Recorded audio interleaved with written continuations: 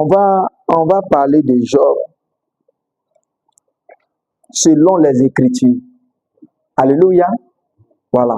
Pas selon nous, hein, mais selon les Écritures. Parce qu'on a déjà entendu cette histoire de Job là. Mais de la manière, les gens nous inculquent l'histoire de Job en réalité. Bon, pour ma part, hein, ça n'a rien à voir avec ce que les Écritures disent. Alléluia. Donc ce matin, par la grâce de Dieu, Dieu va nous ouvrir encore les yeux. Amen. Voilà. Maintenant, bien avant de rentrer dans l'histoire de Job, je vais dire que Job était l'un des amis du fils d'Ésaü. Vous connaissez Ésaü, non? Ésaü, c'est qui? Le frère de Jacob. Amen. Voilà. Il était l'un des amis du premier fils, je veux dire du premier fils d'Ésaü. Hein? Voilà, qu'on appelle Eliphaz. Et cette histoire-là se trouve dans Genèse 36. Vous pouvez lire à partir du verset 4, le verset 4, le verset 11, 15. Bon, lisez à partir du verset 4 là-bas. Alléluia. Voilà. Donc, Eliphaz, pourquoi est-ce qu'on dit ça? Parce que on n'arrivait pas à situer l'histoire de Job. On ne sait pas si ça lui il a vécu avant Abraham ou bien après Abraham. Ça veut dire que les histoires, ils n'arrivent pas à cerner ou mettre le livre même de Job. Alléluia. Voilà. Puisque c'est quelqu'un, bien vrai, l'histoire est là, mais ce n'est pas Job lui-même qui écrit son histoire. Alléluia. Et celui qui écrit l'histoire de Job aussi n'a pas dit son nom. Alléluia. Voilà. Donc, c'est pour ça, bon, c'est pas la peine de lire. Alléluia. Donc, je dis que Job était l'un des amis du premier fils d'Ésaü, qui est Eliphaz. Parce que les trois amis, on peut dire même quatre, voilà, les trois amis qui sont, au fait, qui ont parlé beaucoup avec Job, la Bible dit qu'il y avait Eliphaz dedans, Eliphaz de Théman. Alors que Eliphaz, son fils aussi s'appelle Théman. Amen. Voilà. Donc, c'est d'abord ça. Voilà. C'est d'abord ça. Donc, on a situé l'histoire un peu de Job. On s'est dit que c'est un homme qui a vécu dans la même génération que les enfants d'Ésaü. Alléluia. Donc, pendant ce temps-là, il n'y avait pas encore la loi. Alléluia. Parce que la loi est venue avec Moïse. Voilà. La loi n'est pas venue avec Abraham. Donc, depuis Adam jusqu'à Moïse, là, il n'y avait pas encore de loi. Mais Dieu donnait certaines restrictions à respecter. Me fait comprendre, non? Voilà. Mais imaginons quelqu'un qui a vécu, bon, qui a été l'ami du fils d'Ésaü. C'est de comprendre d'abord, est-ce que Ésaü lui-même, bon, Dieu traitait avec lui comme ça? Parce qu'on a vu que parmi ces deux enfants-là, Dieu a traité avec Jacob. Alléluia. Donc, on s'est dit que, bien vrai que Ésaü peut traiter peut-être avec Dieu, ou bien qu'il a traité avec Dieu, mais on n'a pas perçu ça. Alléluia. Et pourquoi? Parce que lui-même, pour respecter Dieu, là, c'était un peu difficile. Dieu a demandé de ne pas prendre des femmes étrangères. Lui, d'abord, sa première femme, elle était étrangère. Et c'est ce qui même énervait ses parents, surtout sa maman. Alléluia. Voilà, c'est ce qui même énervait ses parents. Donc, il vivait un peu contrairement à la parole de Dieu. Et c'est quelqu'un qui n'a pas qui n'a pas aimé son droit d'aînesse, alors que cela venait de Dieu. Alléluia. Donc, lui-même, qui n'a pas été aussi correct avec la parole. Alléluia, je ne peux pas dire avec la loi, hein, mais avec la parole de Dieu. Est-ce que son fils pouvait connaître Dieu?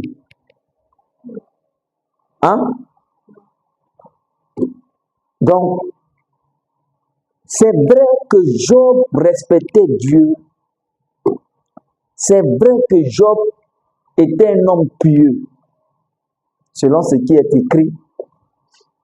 C'est vrai que Job était béni par Dieu, mais en réalité, Job ne connaissait pas Dieu. Alléluia. Pourquoi il ne connaissait pas Dieu? Parce que tout ce qui arrivait à Job était des choses qu'il avait entendues. On va le lire. Voilà. Étaient des choses qu'il avait entendues des autres. Alléluia. Non, Dieu, tu sais, Dieu, en tout cas, il ne joue pas. Hein. Si tu t'amuses avec lui, là, il te frappe. On se comprend. Dès que quelqu'un décolle, dès que Dieu lui frappe, il peut frapper le juste comme il peut frapper le méchant. Alléluia. Et il avait ça en tête. Et pour ne pas que Dieu puisse le frapper, frapper sa maison, Job faisait tout pour faire des sacrifices. Non seulement pour ses péchés, mais pour les péchés de ses enfants. Alléluia. Tout ça, parce il avait une peur à l'intérieur de lui. Alléluia. Donc, nous allons d'abord lire le dernier chapitre de Job. Job combien? Job 42. Job 42, à partir du premier verset. Amen. Donc, Job est frappé depuis le premier chapitre, le deuxième chapitre. Alléluia. Le troisième chapitre, lui-même, il reconnaît que tout ce dont il avait peur là, c'est de ça qu'il a été frappé. Et ainsi de suite. Et les chapitres suivants, ses amis sont venus lui rendre visite parce qu'ils ont appris que leur ami Job est malade. Alléluia. Et qu'il avait perdu beaucoup de choses. Donc, ils sont venus auprès de Job dans le but de pouvoir consoler Job. Alléluia. Et avec un peu de connaissance qu'ils avaient de Dieu, mais qui n'était pas aussi juste que ça, Dieu, c'est qu'ils vont essayer de consoler Job par rapport à ce qu'ils savaient. Mais en consolant Job, il disait en même temps à Job que non, Job, sincèrement, ce qui est arrivé là, c'est pas simple. Tout simplement parce que Job, on sait que tu as commis un péché qui n'a pas plu à Dieu, raison pour laquelle Dieu est en train de te frapper. Alléluia. Mais pendant tout ce temps, Job refusait. Job disait que non, lui n'a pas commis de péché. Donc, ses amis-là traitaient Job d'orgueilleux. Tu es trop orgueilleux. Hein? Tu es comme ça, tu es ceci, tu es cela. Donc, jusqu'au chapitre 38, Dieu entre en scène dans la vie de Job. Et Dieu commence à questionner Job. Donc, Dieu parle à Job depuis le chapitre 38, le chapitre 39, le chapitre 40 et le chapitre 41. Alléluia. J'espère que je me fais comprendre. Et au chapitre 42, Job conclut. Alléluia. Il conclut tout le mal qui lui est arrivé. Et pourquoi ça lui est arrivé. Alléluia. C'est pour ça que je préfère qu'on puisse commencer par le dernier chapitre pour revenir au nouveau chapitre pour mieux comprendre. Alléluia. Donc, est-ce qu'on peut lire à partir du verset 1er de Job, combien? Job 42. Ok, je vais lire. Il dit, Job répondit à l'Éternel et dit, je connais que tu peux tout et que rien ne s'oppose à tes pensées. Alléluia. Quel est celui qui a la folie d'obscurcir mes desseins?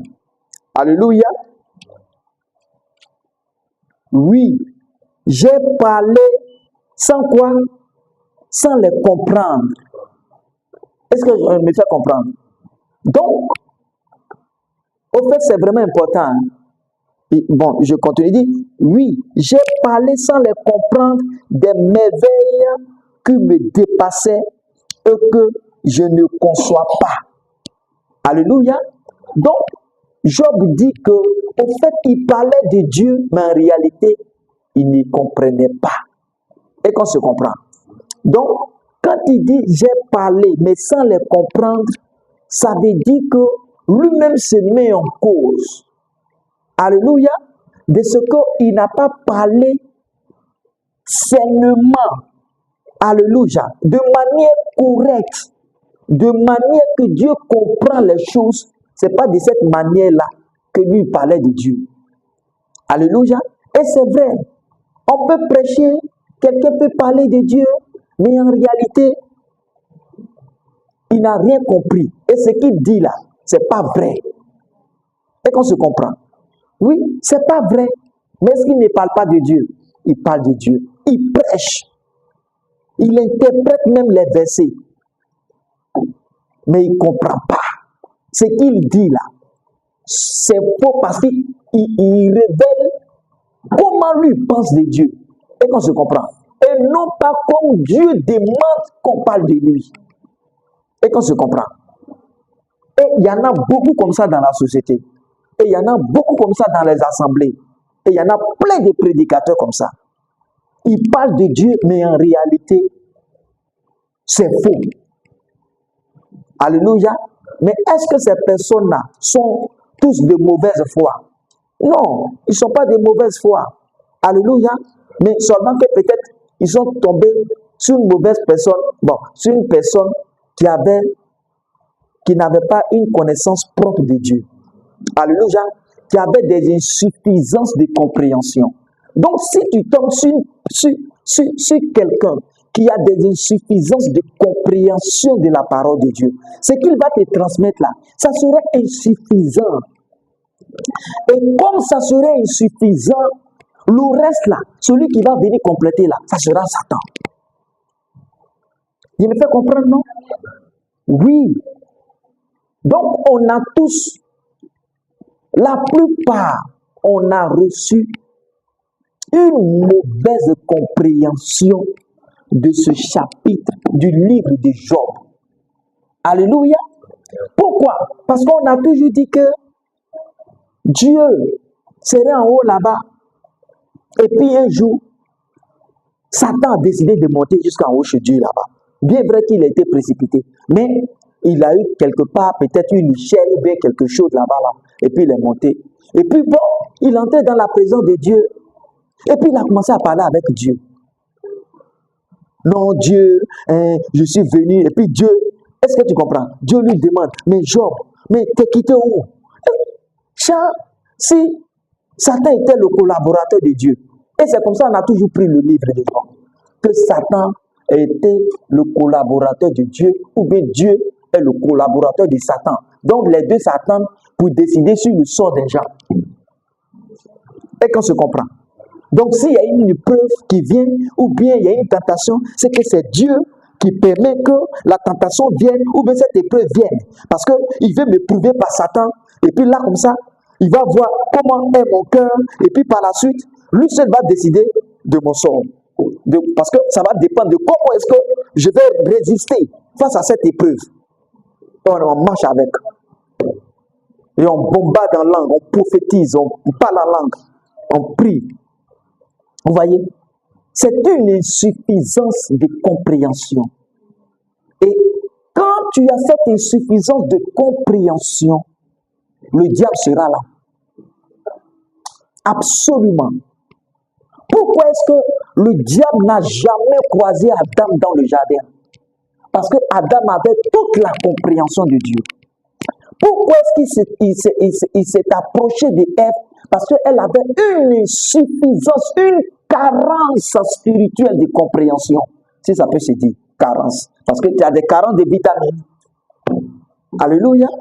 Donc, une insuffisance macabre, si ça peut se dire.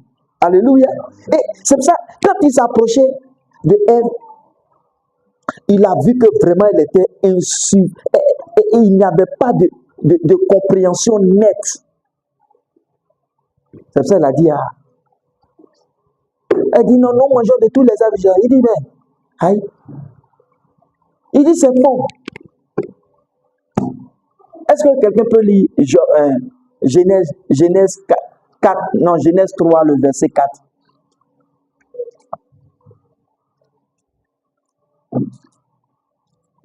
Alors le serpent dit à la femme, oui, vous ne mourrez point. Est-ce que tu comprends? Elle a dit non, Dieu a dit non, on peut manger de tous les arbres du jardin, hein, sauf des arbres qui est au milieu du jardin. Pardon, je ne vais pas trop de bruit. Hein? Voilà, il ne faut pas que ça me déconcentre. Donc, il dit, je ne veux pas trop. Il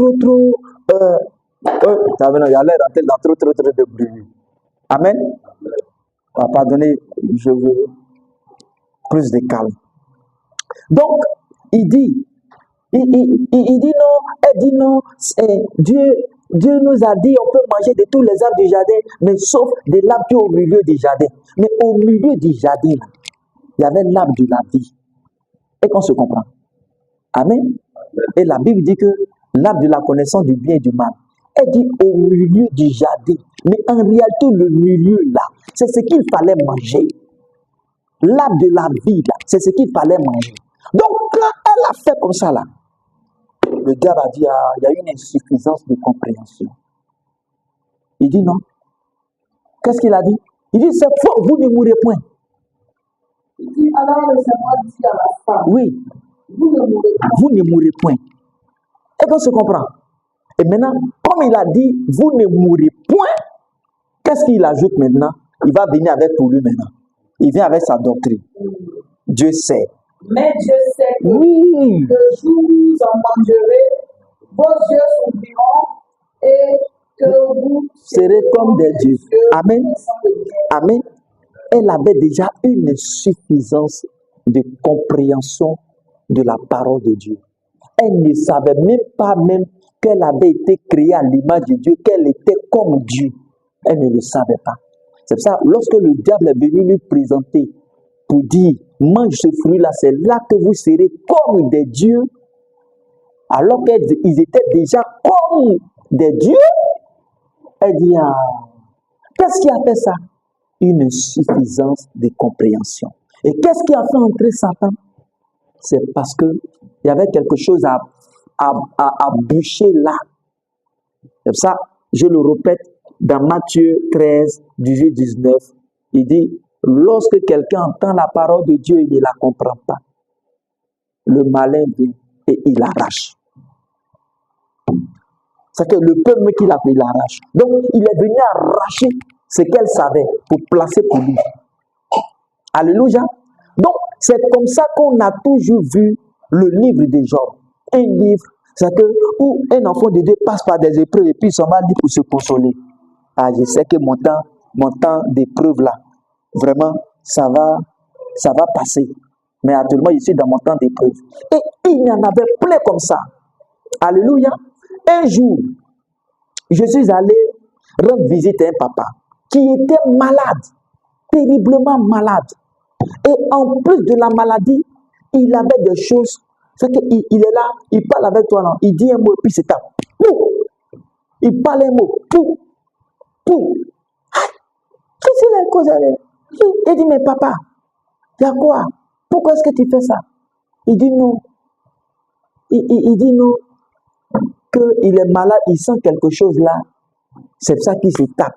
Que c'est Dieu qui le fait passer par des épreuves. Pourquoi? Parce que Dieu lui a demandé, Dieu lui aurait dit d'aller évangéliser et puis il n'est pas allé évangéliser. Donc depuis ce temps-là, Dieu le frappe. Est-ce qu'on se comprend? Donc, Dieu demande au papa, va évangéliser, va parler de moi. Le papa ne sort pas pour parler de lui, Dieu le frappe. Et il est dedans. Est-ce qu'on comprend? Et quand il a fait ça, il fait po, po, po, po. Il dit au nom de Jésus, sors, au nom de Jésus, tu arrêtes. Je vous assure, jusqu'au jour d'aujourd'hui, là, le papa là, il ne s'est pas plus. Est-ce que c'est Satan, c'est Dieu qui faisait ça? Mais lui, il avait en tête que c'est Dieu qui le frappait. Est-ce que vous comprenez? Pourquoi? Parce que Dieu lui aurait dit, va parler de moi. Mais quelqu'un qui ne peut même pas marcher, qui ne peut pas marcher. Dieu veut le forcer à sortir pour aller parler de lui. Et comme il ne sort pas pour parler de lui, Dieu le frappe par une maladie. Et plein souffrent comme ça. Plein souffrent comme ça dans des assemblées. Pensant que c'est Dieu qui les frappe. Mais c'est comme ça que Job pensait. Qu'à chaque fois que lui décolle, Dieu va le frapper. Et il avait cette peur-là. C'est pour ça, j'aimerais qu'on puisse reprendre. Vous voyez, c'est quand Dieu a fini de parler avec Job. J'ai dit, Dieu a parlé avec Job depuis le chapitre combien? 38, 39, 39, 40, 41. Mais on va lire ce que Dieu a dit. Mais on va rester seulement dans le chapitre 38. Mais c'est terrible. C'est terrible. C'est quand Job a compris ça, il dit,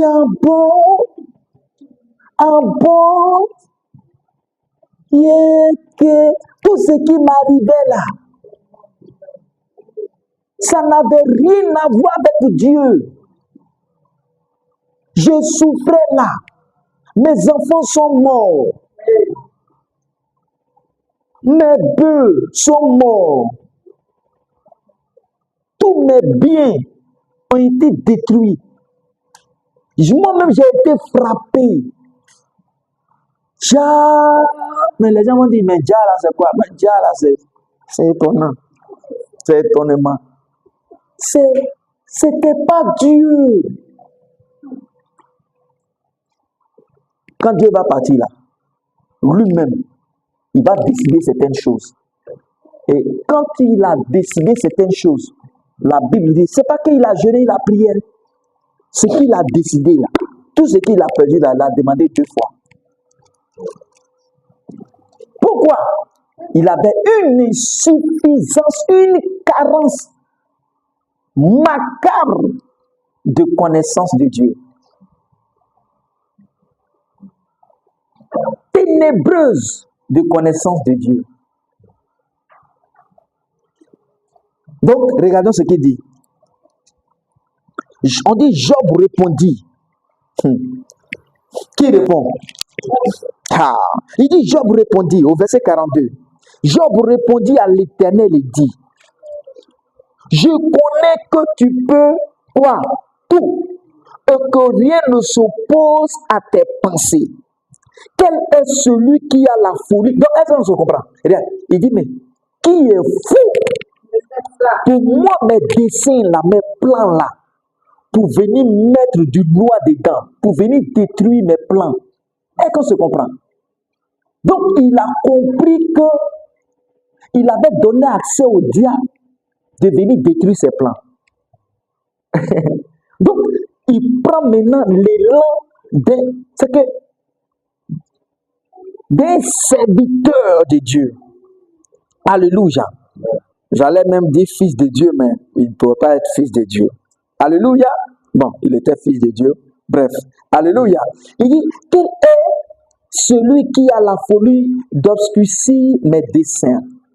Oui, j'ai parlé sans les comprendre. Donc on prêche, on prêche, on prêche. Dieu est comme ça, Dieu est ceci, Dieu est comme ça, Dieu fait comme ça, tu ne fais pas attention. Mais en réalité, là, moment il prêche là même, il ne comprend pas. Oui, il ne comprend pas. Il ne comprend pas. Voilà. Et j'aime donner cet exemple-là. Il travaillait quelque part. Et puis, le chef mécanicien, tout le monde l'appelle professeur. Professeur. Professeur. Et puis, quand il l'appelle professeur, c'est là même, il monte ses galons, quoi. Genre, parce que, pour dire qu'il domine. Mais quand une machine en panne, on dit, allez-y, appelez le professeur. Le professeur vient. Il dit non, la panne, tu vois, cette machine, ça veut dire que la bille 1 et la bille 2, ce sont, bon, c'est mon message très complété, quoi. Et que tu comprends. Donc, est-ce que c'est de ça qu'on a dit, on te demande, on dit, machine est gâtée, il faut arranger. Il finit de donner les coups, il fait tout, ça ne marche pas, ça ne prend pas. Donc, finalement, les gens l'appelaient professeur. Il enseigne, mais il ne connaît pas.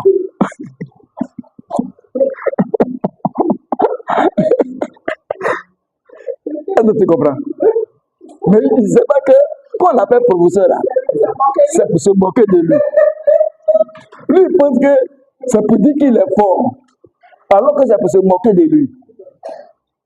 Professeur, professeur, professeur. Mais il ne comprend pas.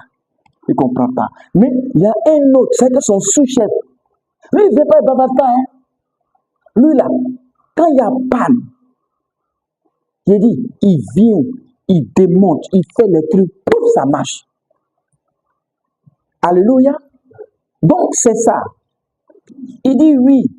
Donc, il y a des gens, on peut prêcher, et puis on ne comprend pas.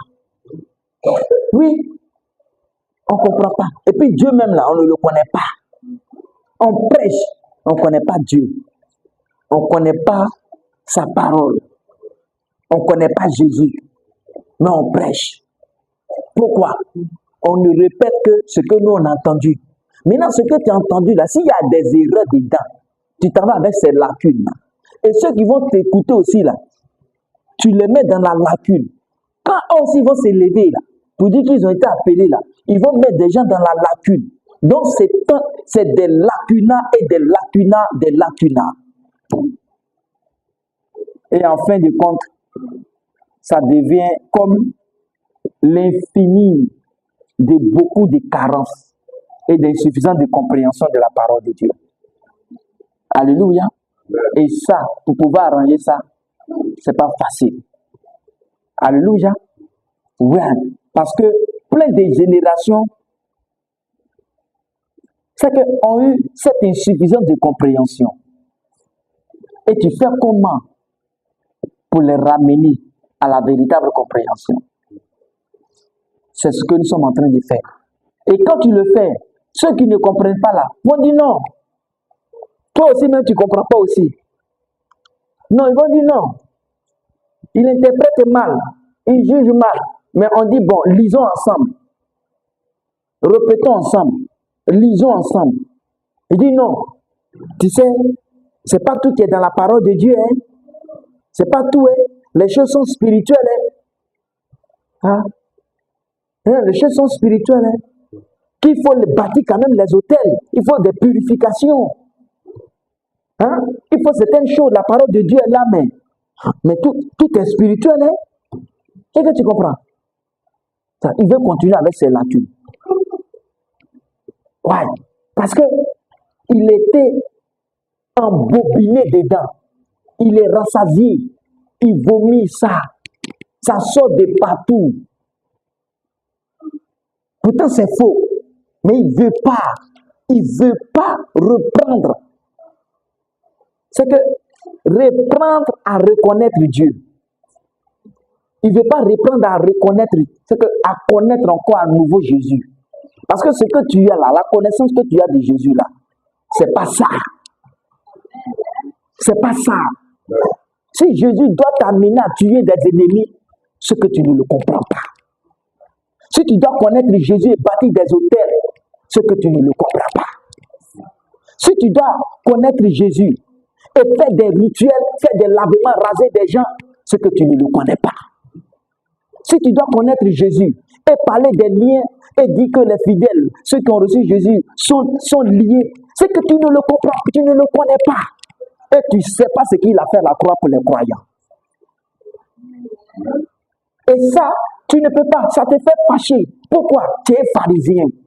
Tout simplement. Parce que quand Jésus prêche, ces apôtres prêchent là, il énervait les pharisiens.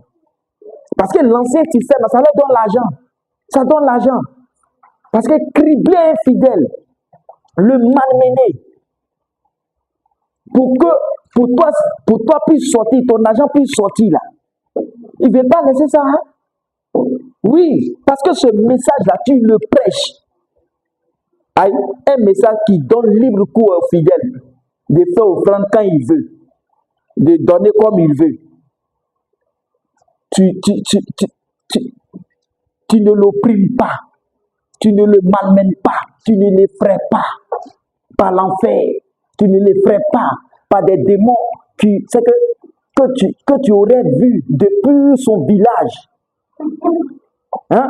Et l'appeler, aller chez lui pour le délivrer, faire semblant pour dire qu'il ne l'avait été attaqué, tout ça là pour de l'argent. Tu ne peux pas laisser ce message là parce que ça ne peut pas te rendre riche. Ils le savent. Alléluia. C'est pour ça que ça les énerve. Et nous comprenons. Amen. Donc il dit, oui, j'ai parlé de toi sans les comprendre, des merveilles qui me dépassent et que je ne conçois pas. Alléluia. Il dit, écoute-moi et je parlerai. Je t'interrogerai et tu m'instruiras. Mon oreille avait entendu parler de quoi? De toi. Est-ce que tu comprends? Ce qu'ils ont mis dans mon oreille là. Au fait, c'est ce que je suis venu dire, c'est ce que je répétais et c'est ce que j'appliquais. Mais c'est mon oreille qui a entendu moi-même là. Je n'ai pas vu. Mais les gens m'ont prêché ça. Il dit, mon oreille avait entendu parler de toi. Mais quoi? C'est maintenant je comprends. Maintenant là, je te vois. C'est maintenant je comprends l'évangile. C'est maintenant je comprends la parole de Dieu. C'est maintenant je comprends que toi et Satan là, vous ne pouvez jamais vous asseoir pour parler ensemble. C'est maintenant je comprends que moi en tant qu'enfant de Dieu là, ce n'est pas ici que je suis né, que je dois prendre l'autorité, que je dois ordonner des choses. Lorsque je vois des choses qui sont contraires à la parole de Dieu dans ma vie, c'est maintenant je comprends que moi, Job, je dois m'élever pour donner des ordres et pour amener à l'existence ce que moi je veux. C'est maintenant je comprends.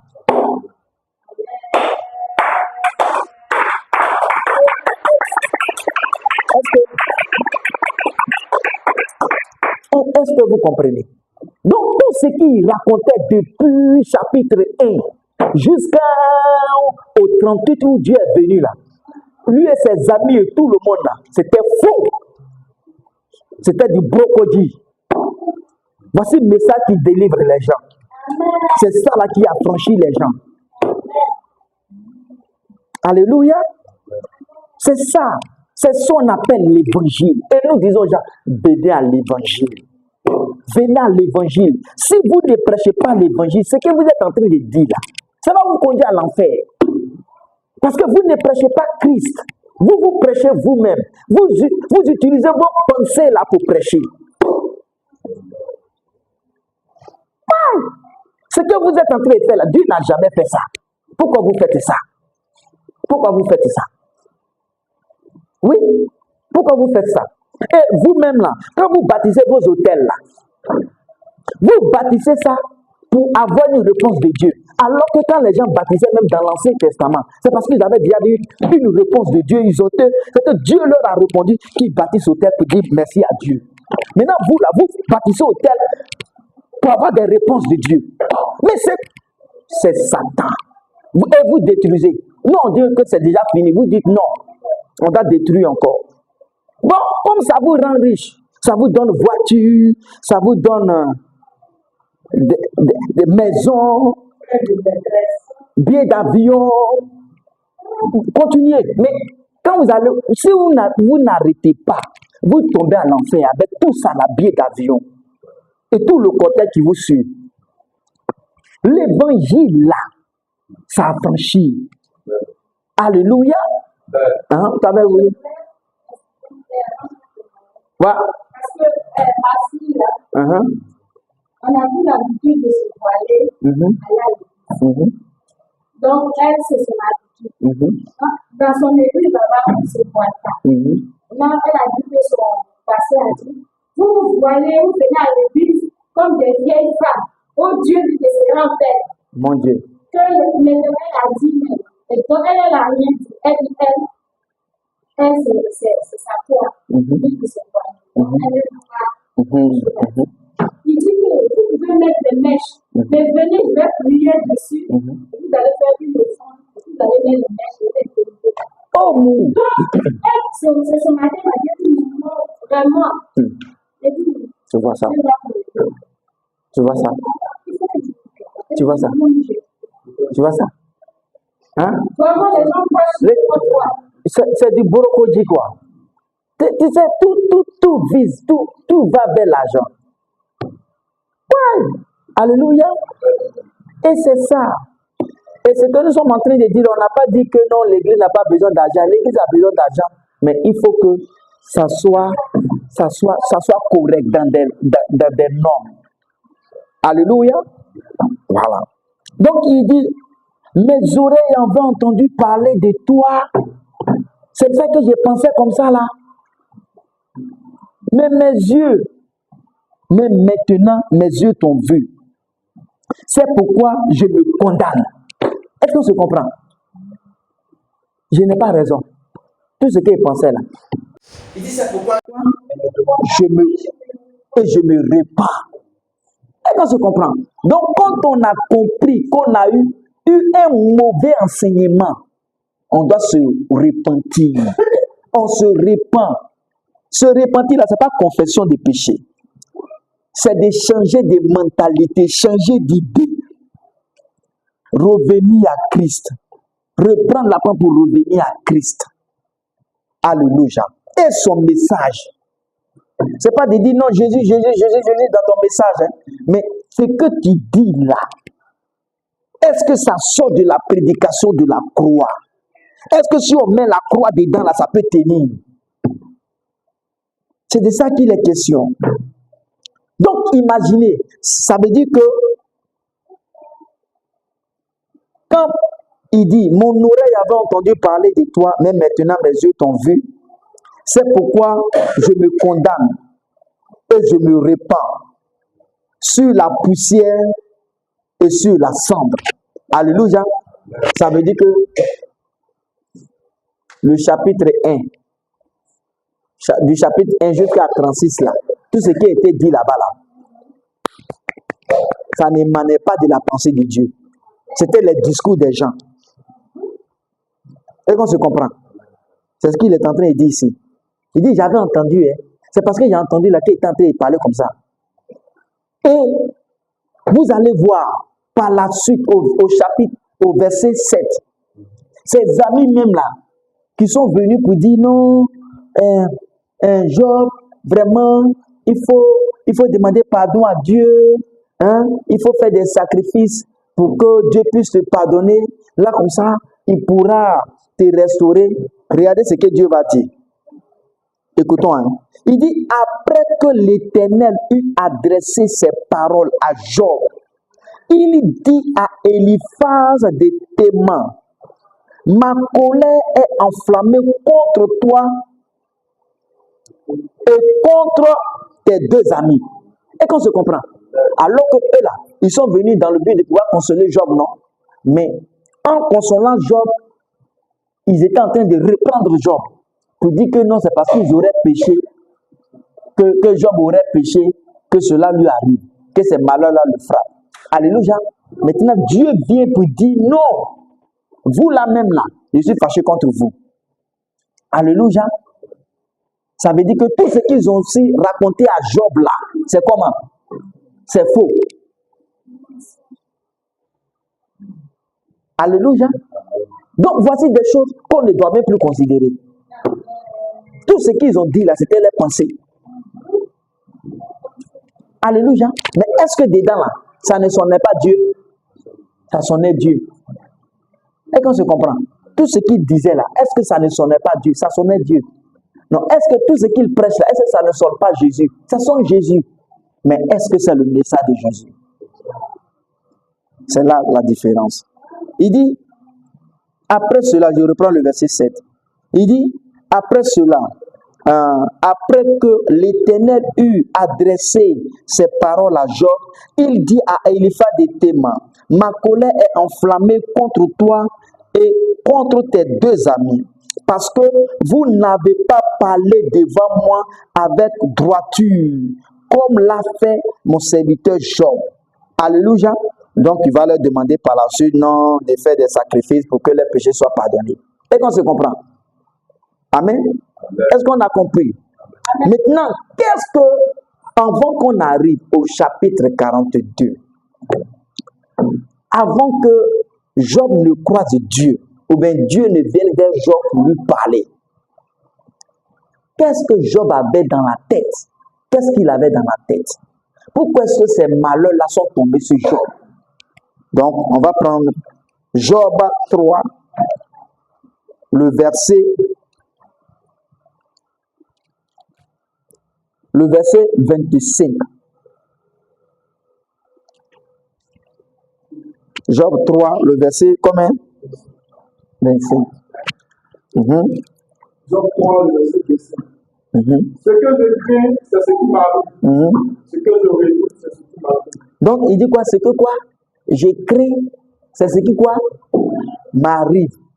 Donc, ça veut dire que ce qui est arrivé à Job là, c'est ce qu'il craignait. C'est-à-dire que lui-même là, il sait Dieu, il prie Dieu, mais il s'est dit que Dieu là est insuffisant pour le sécuriser. Et qu'on se comprend? Il craignait quoi? Le malheur. Mais comment tu peux prier Dieu, celui qui a créé l'univers, celui qui a créé toutes choses? Tu peux le prier et avoir peur que des choses mauvaises t'arrivent. Non, il te sécurise. Alléluia. Il te sécurise. Donc si tu es un croyant, que tu as peur, en allant dormir, pensez que non, tu vas encore rêver aux démons, qu'est-ce que tu vas voir? Absolument. Tu vas voir le démon, tu vas voir les démons. Si tu es un chrétien, que à chaque fois dans tes prières là, c'est de combattre démons. Parce que faut pas que les sorciers puissent t'atteindre quand tu vas aller dormir là. Ce à quoi tu vas rêver là, ça sera des attaques, des poursuites. Pourquoi? Parce que tu n'auras pas reçu cette paix que Jésus donne. Le repos. Alléluia. Oui.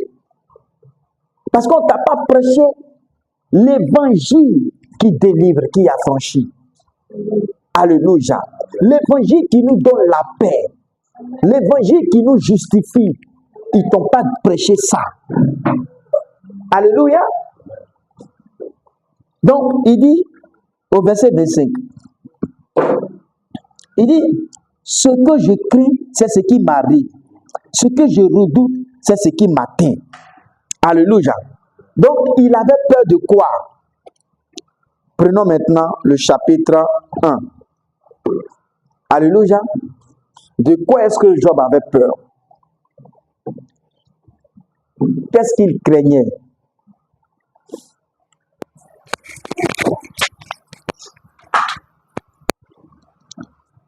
Donc,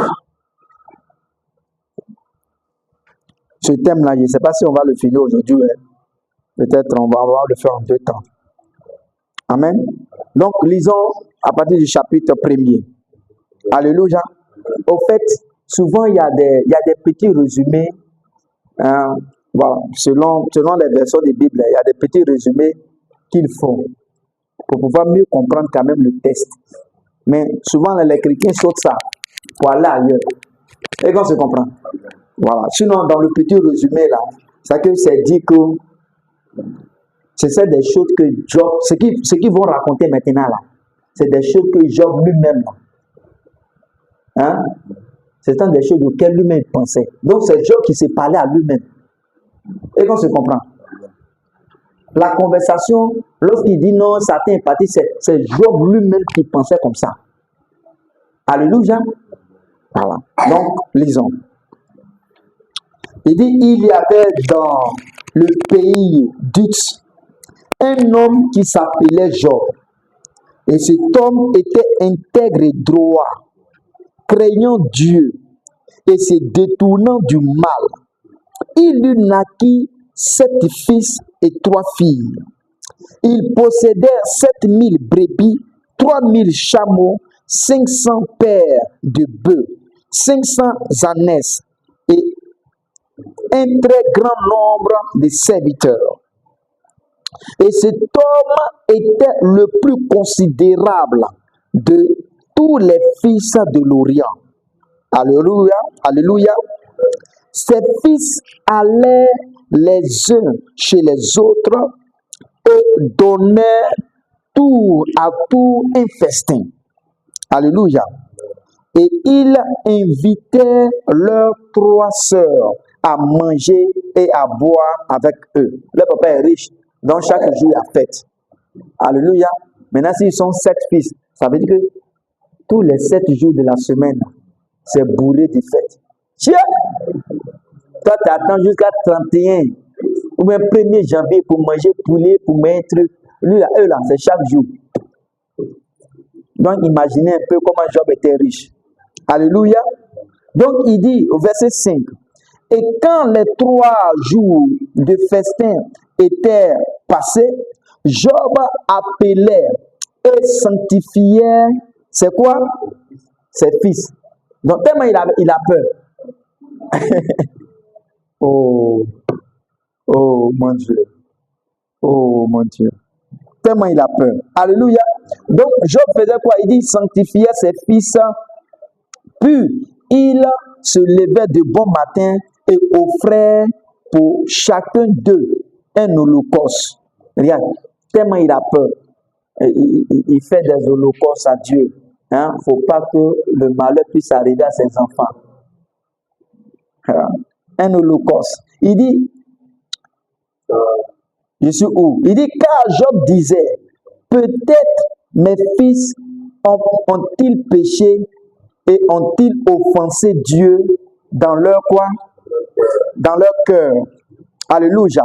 C'est ainsi que Job avait coutume d'agir. Donc, il avait coutume d'agir avec comment?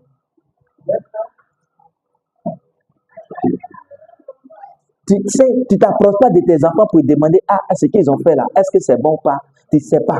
Mais tellement tu as peur, tu t'en demandé pardon en même temps. Et tu offrais des holocaustes.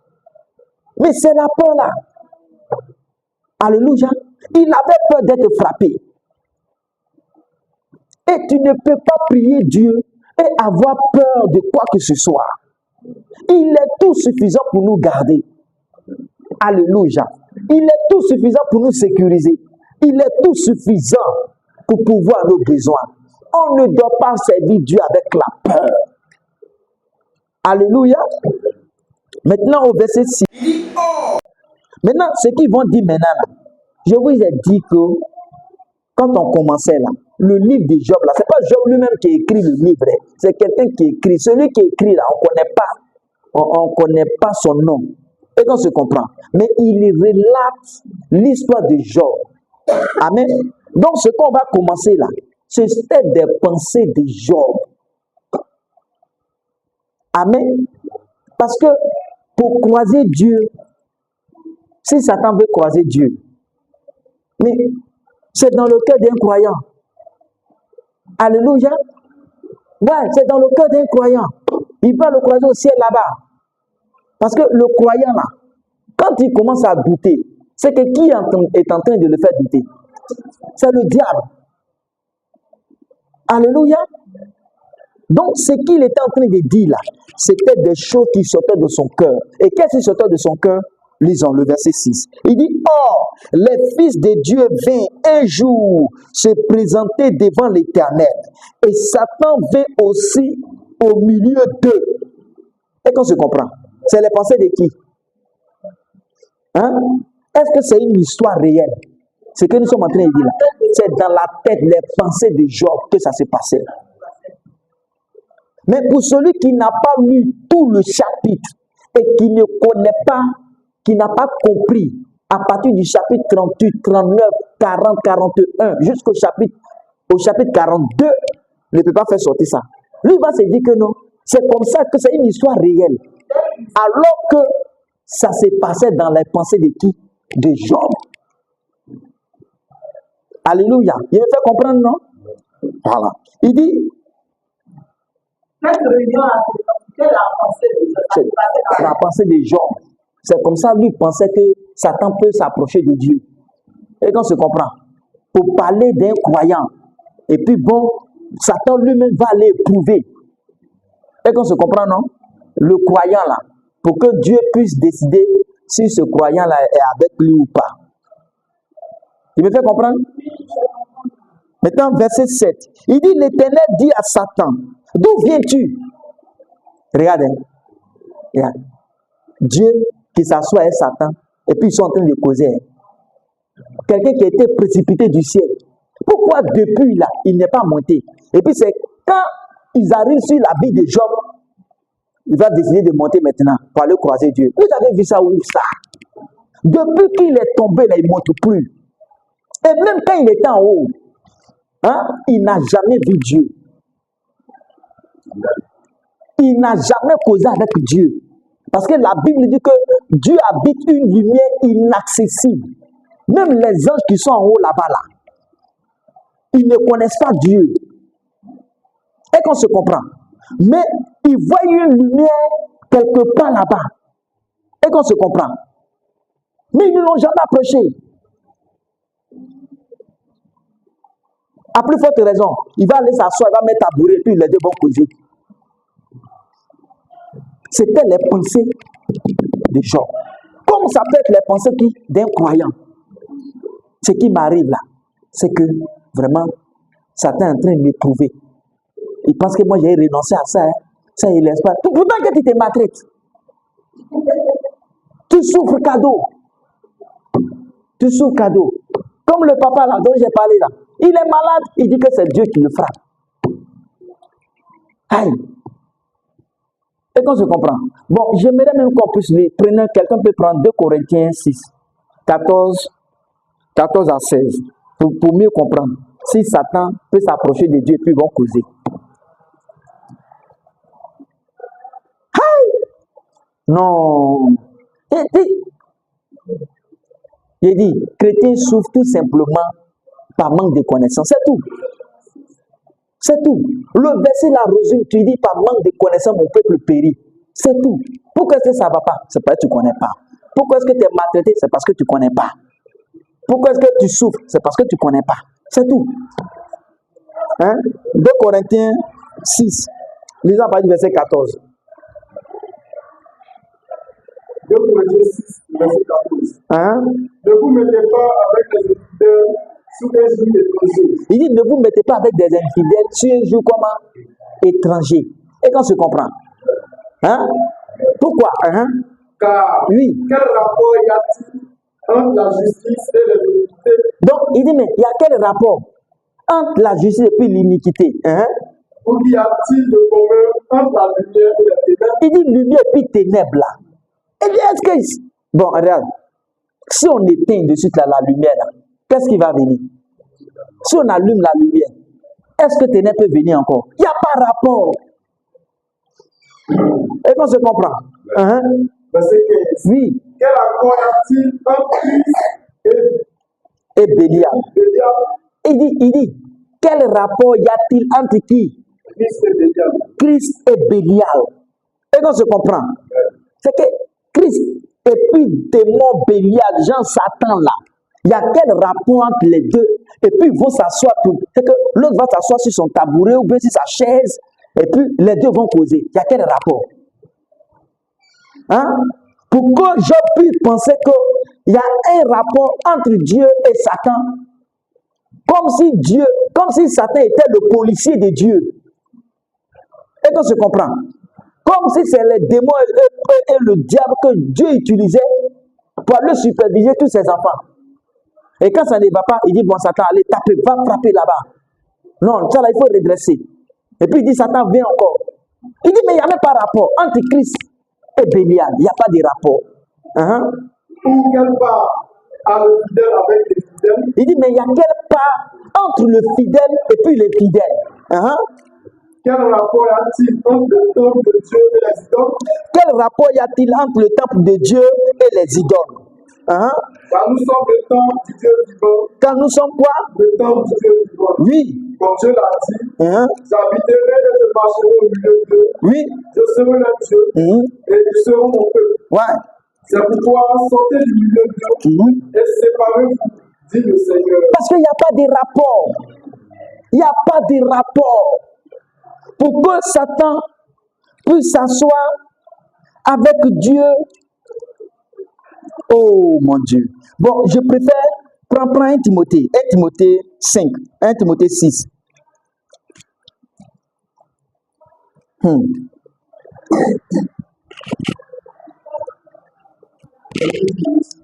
Timothée 6. Bon, allons directement au verset 5, au verset 15.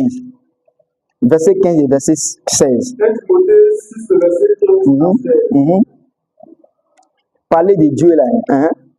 Il manifestera pour son temps l'éternel, oui. le seul souverain, le roi des rois, le Seigneur des seigneurs. Oui. Verset 16. Dieu possède l'immortalité. Il dit Dieu seul possède l'immortalité. Il habite une lumière inaccessible. Il dit il habite quoi? Une lumière comment? Une lumière inaccessible. Mais lumière inaccessible là. Quand on dit inaccessible, c'est que quelqu'un peut rentrer là-bas. Même les anges ne peuvent pas rentrer. La lumière inaccessible. Non, non, l'immortalité. Il possède l'immortalité et il habite une lumière inaccessible. Est-ce qu'il y a un ange qui est arrivé là-bas? Aïe. Jésus vient et dit non, mais personne n'est arrivé au ciel là-bas. Au ciel, il y a plusieurs compartiments, non? Mais là où lui était Dieu, là, personne n'est arrivé là-bas. Même les anges. Non, les anges, ils font comme ça. Ils voient une représentation de Dieu. Comme Jésus était Dieu dans la peau. Donc, ils voient au ciel une représentation, mais ils n'ont jamais vu Dieu, ils ne connaissent pas. À plus forte raison, Satan va s'asseoir avec lui pour causer. Vous aussi, aïe.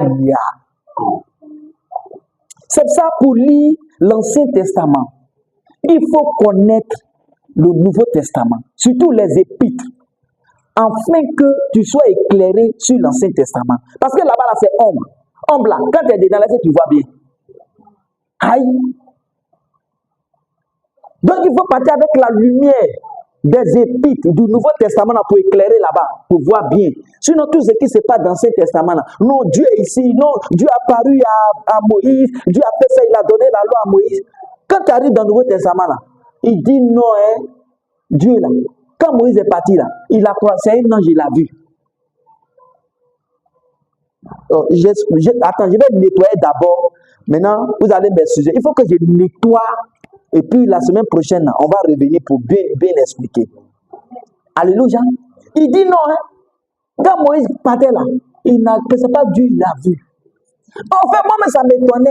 Parce que Dieu, il marchait avec lui. Il dit non, Moïse, j'étais pas comme Dieu. Aaron est ton prophète. Tant. Il s'en va. Et puis un jour, chapitre 35 là-bas, là déjà, il dit non, Seigneur, moi, je n'étais jamais. 34, 35, il dit je n'étais jamais vu. Moi, il faut faire, je vais te voir. Donc, quand il rentrait dans la colonne de feu là-bas, là, tu regardais, tu voyais qui t'a donné tablette et puis tu es venu avec. Parce que si tu l'avais vraiment vu là, tu n'allais pas dire non, montre-moi ta gloire.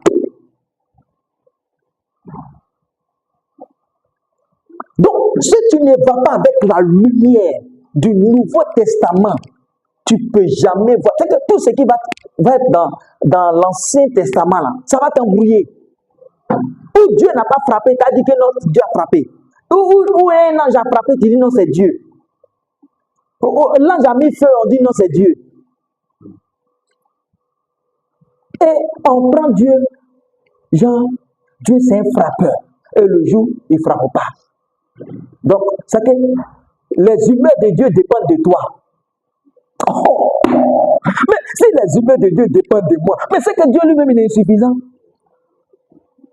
Si moi, est-ce que tu comprends? De suite là, si elle veut, elle peut faire passer Dieu. Oh. Tima. Quelqu'un qui se suffit. Alléluia. Donc ceux qui ont travaillé avec les prophètes dans l'Ancien Testament, c'était des anges. Ouais, c'est ça qu'il y a toujours apparition dans de temps. Ange a marché avec un temps, l'ange de l'Éternel, Père et divin. Mais Dieu lui-même, il était où? Maintenant, un ange, lui-même là, il te convoite. Parce qu'il sait que toi, tu es venu le remplacer. Parce que, Jean, lui, il était créé à votre plus. Lui, il est plus proche de Dieu que toi. L'homme est plus proche de Dieu que les anges. Donc, imagine, s'il veut te donner gloire, il va faire quoi? Il va bisser ça, hein? Est-ce que tu comprends? Donc, prenons acte 7 pour voir qui Moïse voyait.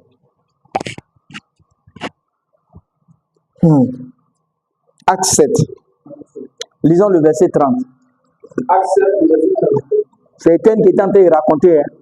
Hein? 40 ans plus tard, oui. Un ange lui apparut. Il y a 40 ans plus tard, un ange apparut à Moïse. Hein? Au désert de la montagne de Sinaï. Oui. Dans la flamme du buisson. Il dit qui lui a apparu, c'est Dieu. Hein? Mais quand tu lis là-bas, là, on dit et Dieu. Il dit un ange et Dieu.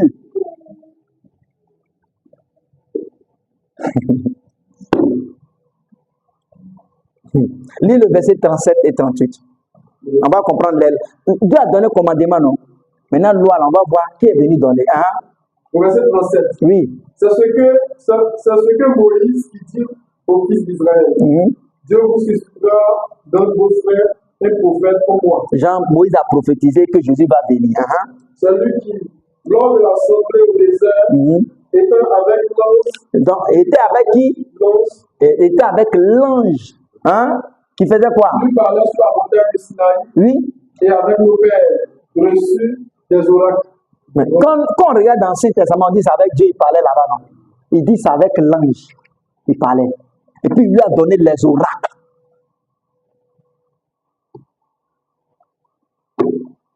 Les paroles de Dieu. Et qu'on se comprend. Lis Galates 3,19. Parce que les gens qui sont dans l'Ancien Testament, mais est-ce que tu comprends l'Ancien Testament là-bas? Tu comprends? Est-ce que tu vas avec la lumière du Nouveau Testament pour comprendre? On doit partir de la lumière là pour voir ce qui est exactement là-bas. Donc, quand on vient dans la lumière là, quand les gars regardent, ils disent non, c'est ange, c'est ange, c'est ange, c'est ange, c'est ange. Donc, ceux qui sont venus donner les lois, là-bas, là, dans l'Ancien Testament, on dit que Dieu a donné les lois à Moïse, non? On va voir dans le Nouveau Testament ce qu'on dit. Qui a donné les lois à Moïse, là? On va dire. Galates 3,19. Galates 3, verset 19. Pourquoi donc la loi?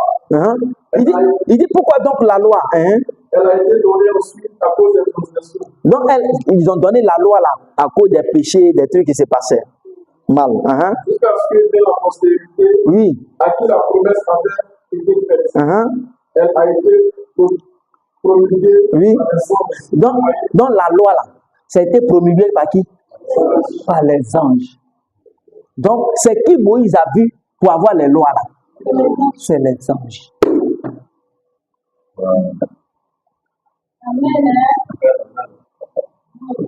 C'est ça, Paul dit, mais loi là, les loi là.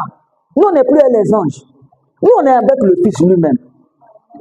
Enlevez loi là. Nous, non, il veut dire, non, on va attraper. Vous allez à l'enfer avec ça. Qui vous a donné loi là? Il dit, Moïse même va vous juger. Vous allez comprendre. Continuez avec. Continuez. Il dit, elle était promulguée par qui? Par les anges. Au moyen d'un médiateur. C'est qu'il y a eu quelqu'un entre le peuple et puis les anges là. Et ce quelqu'un-là qui est venu donner les lois là, c'est Moïse. C'est lui qui est le médiateur. Et qu'on se comprend. Donc quand il est venu avec les lois là, il a reçu ça de qui? Des anges. Et puis il est venu donner. Mais quand il lit là-bas, on dit c'est Dieu.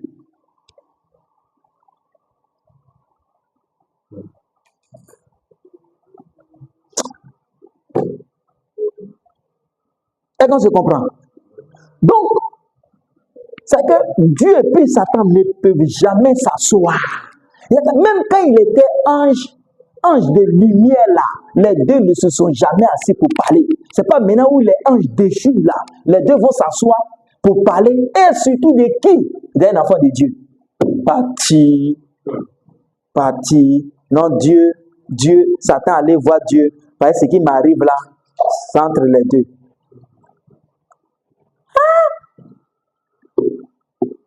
Que Dieu nous aide. Il nous a déjà aidé. Qu'il aide les autres à le comprendre. Alléluia. Donc, c'est que Job est en train de dire, c'est là tu peux te rasseoir. Ce que Job est en train de dire, c'est à partir du verset 6 de Job 1, là, c'était ses pensées qu'il était en train de raconter. Quand il est là, voici comment il pense. Dieu et Satan se sont vus pour me frapper. Et que tu comprends? Et comme si on voyait Dieu, pas on dit c'est Satan, non? Mais en réalité, qui frappe? C'est le diable, non? Mais toi, tu vas voir qui a donné ordre de venir le frapper. Oui, mais en réalité, ça c'est vrai. Vous pouvez vous acclamer. Dieu vous bénisse. Mais en réalité, qu'est-ce que Job veut nous dire? Oui, mais ce qu'il veut dire, c'est que Dieu lui-même est méchant aussi. C'est qu'il lui parle à diable, puis le diable veut nous frapper. Comme, parce qu'il vient directement, on dit Dieu est mauvais. Donc, il est obligé d'envoyer un de ses apprentis là pour venir nous frapper. Là, on met ça sur l'apprenti. Alors que, qui avait donné l'ordre quand dans ses pensées là? C'est Dieu. Il dit, va. Il sait que Job là, il m'appartient. Mais c'est de l'orgueil aussi, non? Il a très montré que lui là, il résiste. Oui. Est-ce que tu comprends? Bon, finissons avec ça, la lecture là, et puis on arrête. Amen. Bon. Donc, non, nous continuons. Verset 6. Il dit, oh, les fils de Dieu vinrent un jour se présenter devant l'Éternel. Et Satan vint aussi au milieu d'eux. Mais parmi les fils de Dieu là, il n'a pas dit lui aussi, il n'était pas présent. Hein? Au moins, s'il dit moi aussi était là. Et puis quand ils ont parlé, il a dit non, si tu es arrivé sur moi, on n'est pas arrêté. Hein? Mais lui, il était absent. Tous les fils de Dieu sont venus sauf pour lui-même. Donc ils vont juger de lui. Amen. Verset 7. Il dit, l'Éternel dit à Satan. Non, Job, t'es fou. Toi, Dieu causait Satan. Et l'Éternel dit à Satan, mais d'où viens-tu, mon gars? Mon ami, mon compagnon, mon policier, mon gendarme, mon militaire. Oh, il m'a dit. Tu sais, quand tu as une mauvaise compréhension de Dieu, ce qui n'est pas complet là, Satan va venir compléter. Et il va te maltraiter dedans jusqu'à ce que tes yeux s'ouvrent. Il ne va pas te louper. Il ne va pas te louper. Il dit, l'Éternel dit à Satan, d'où viens-tu? Et Satan répondit à l'Éternel, de parcourir la terre et de me promener.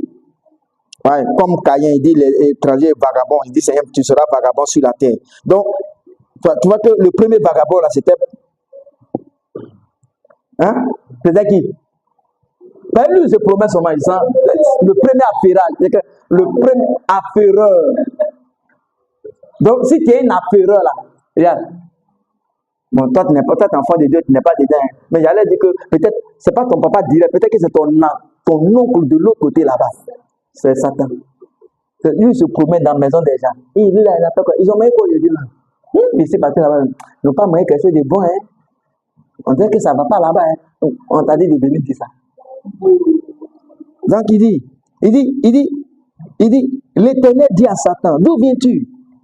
Et Satan répondit à l'Éternel, de parcourir la terre et de m'y promener. L'Éternel dit à Satan, as-tu remarqué mon serviteur Job? Il dit, Job lui-même là, même là. Tu as de l'orgueil ici, non? Pour dire que lui là, peu importe comment c'est quoi, lui il ne va pas relier Dieu. Il parle de lui-même. Hein. Il dit, mais as-tu remarqué mon serviteur Job?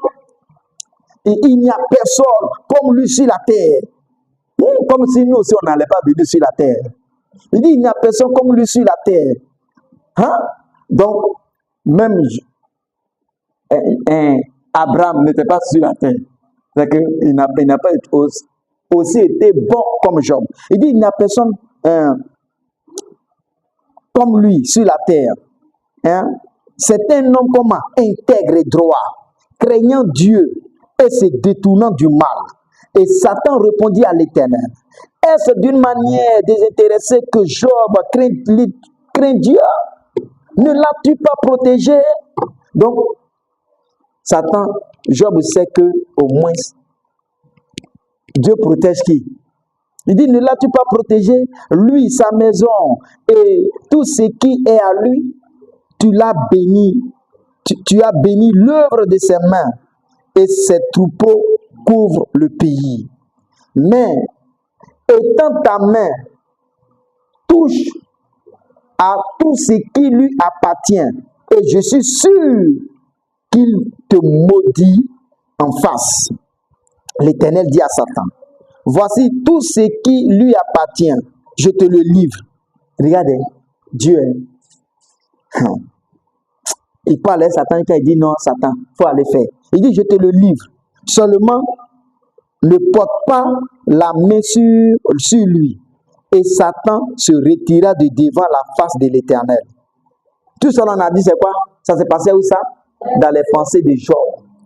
Alléluia. Verset 13. Un jour que les fils et les filles de Job mangèrent et buvèrent du vin dans la maison de leur frère aîné, il arriva auprès de Job un messager qui dit, les bœufs labourèrent et les ânesses paissaient à côté d'eux.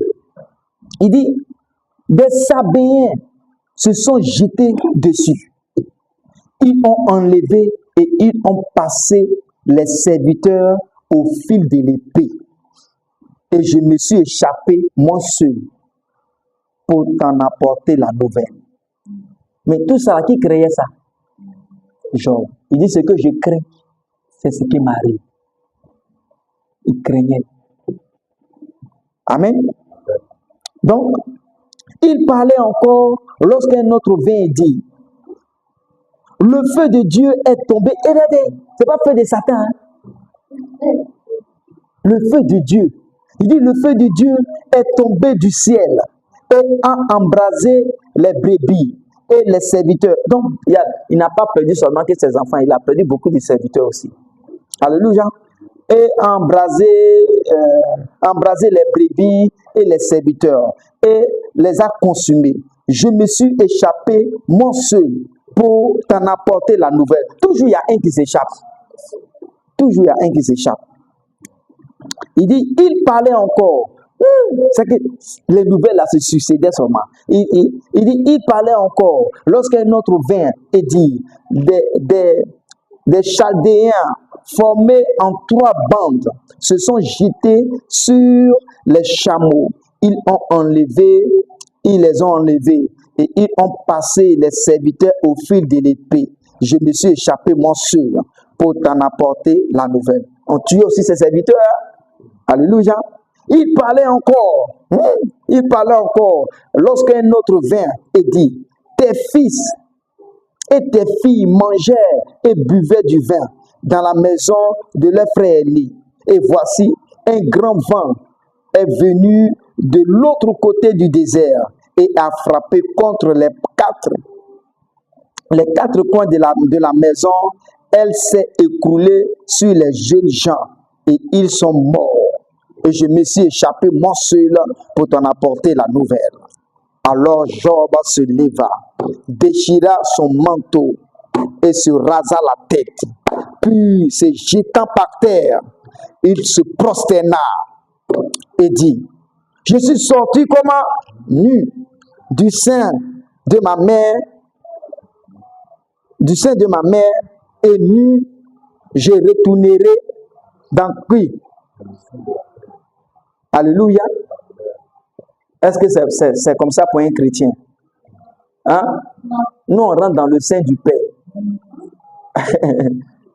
Alléluia. Voilà. Nous, on rentre dans le sein du Père. Le corps est sur la tête, puis on vient après la résurrection, on vient chercher le corps là. Et puis on s'en va, nous tous. Non, on ne va pas dans le sein de la terre là pour rester là-bas. Donc, pour cette parole-là, ne nous concerne pas. Ce sont c'est pas des paroles qui sont en Christ. Hein? Un malheur frappe un frère, vraiment, comme c'est écrit dans le livre de Job là, il dit que rien sur la terre là ne nous appartient. Hein? Ni on est venu, ni on va retourner. Il faut laisser ça aux cousins. Là. Alléluia.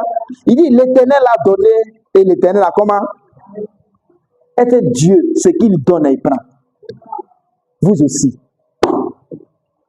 Mais si Dieu doit prendre ce qu'il donne là, c'est qu'il est rancunier. Et s'il est rancunier, c'est qu'entre lui et nous là. Mais c'est qu'on est la même chose. C'est pas Dieu. C'est pas Dieu. Donc, Job conclut pour dire qui a donné et qui a pris. Il dit c'est l'Éternel qui a donné, c'est l'Éternel qui a pris. Et qu'on se comprend. Non. C'est l'Éternel qui a donné, c'est Satan qui a pris. C'est l'Éternel qui a donné, c'est tes pensées-là qui ont pris. C'est l'Éternel qui a donné, sur ton insuffisance de connaissance de Dieu là, qui a pris. C'est ça. Parce que ce que tu pensais là, c'est ce qui est arrivé. Vous voyez, c'est ça le chrétien doit garder ses pensées en Christ. Ce que Christ dit de lui là, c'est ce qu'il doit garder. Il ne doit pas sortir hors. Parce que si tu sors hors, ce que tu t'as croisé là, c'est Satan. Et comme tu es parti sur son terrain, bon, ce qui arrive à ses enfants là, ça peut t'arriver. Il dit l'Éternel a donné, l'Éternel a comment? Il dit, bon, je reprends le verset 21. Et dit, je suis sorti nu du sein de ma mère et nu je retournerai dans le sein de la terre. L'Éternel a donné et l'Éternel a ôté. Que le nom de l'Éternel soit comment? Non. Aïe. Pourquoi? Alléluia. Quand Dieu donne, il ne se répand pas de ses bénédictions. Dieu ne se répand pas. Il sait qu'il ne vient pas reprendre. Il ne vient pas reprendre. Pourquoi toi tu dis il est venu prendre? Ce n'est pas Dieu, ce n'est pas les paroles qui sont en Christ. Et il dit, en tout cela, Job ne pécha point et n'attribua rien d'injuste à Dieu. Mais ce que tu viens de faire, tu l'as attribué, non? Tu dis il a pris, c'est lui il a donné, puis c'est lui qui a repris. Oh, tu vas penser, c'est ça. Et puis lui il s'est dit que ce qu'il pense, ça c'est correct. On va s'arrêter là. Dieu voulant, la semaine prochaine, on va continuer l'étude. Alléluia. Parce qu'il faut dépêcher, démolir, pièce par pièce, l'ignorance. Alléluia. Que Dieu nous bénisse. On va se tenir debout et nous allons prier le Seigneur. Alléluia. Et nous prions les prières qui sont en Christ. Par l'Éternel a donné, l'Éternel a repris. La Bible dit qu'il nous a bénis de toutes sortes de bénédictions spirituelles dans les lieux célestes en Christ. C'est parce que les gens pensent que l'Éternel donne une autre. C'est ça, il dit que allons-y arracher ça dans la bouche du serpent. Allons-y arracher ça dans la gueule du diable. Comme si ce que le diable a déjà pris là, ce n'est pas encore souillé. Que Dieu les pardonne. Prions le Seigneur. Au nom de Jésus-Christ. Nous bénissons ton nom. Tu as